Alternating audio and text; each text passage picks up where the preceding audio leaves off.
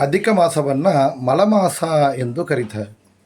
ಯಾತಕ್ಕೆ ಅಂತಂದರೆ ಇದು ನಮ್ಮಲ್ಲಿ ಇರುವಂತಹ ಮಲವನ್ನು ಇದು ನಾಶ ಮಾಡುವುದರಿಂದ ನಮ್ಮನ್ನು ನಿರ್ಮಲವಾಗಿ ಮಾಡುವಂತಹ ಒಂದು ತಿಂಗಳು ಅದರಿಂದ ಇದು ಮಲಮಾಸ ಎಂದು ಕರೆಯಲ್ಪಡುತ್ತದೆ.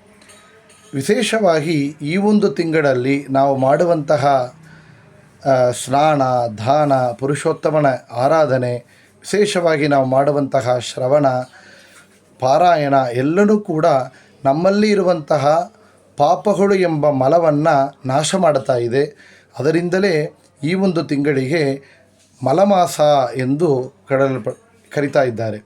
ವಿಶೇಷವಾಗಿ ಇದು ಪದ್ಮಪುರಾಣದಲ್ಲಿ ಈ ಒಂದು ಅಧಿಕ ಮಾಸದಲ್ಲಿ ನಮ್ಮಲ್ಲಿ ಇರುವಂತಹ ಪಾಪಗಳನ್ನು ಪರಿಹಾರ ಮಾಡಿಕೊಳ್ಳಕ್ಕಾಗಿಯೇ ಇರುವಂತಹ ತಿಂಗಳು.